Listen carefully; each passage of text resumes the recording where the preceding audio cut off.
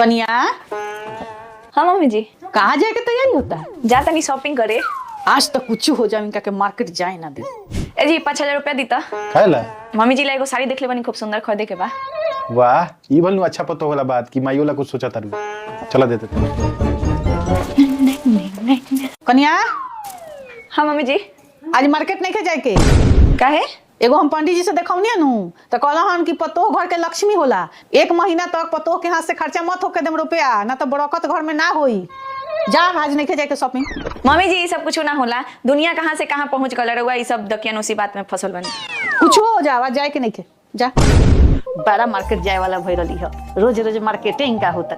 आज नहीं जाए देनी इनका के मार्केट। माँ तार पतो तो तारा ला बहुत अच्छा सोचतिया का आज हमरा बेरी अइलक हिया। अब बोलक हिया कि 5,000 रुपया दी। माँ जी ला कोनो साड़ी देखले बनी, उहे किने गइल बिया।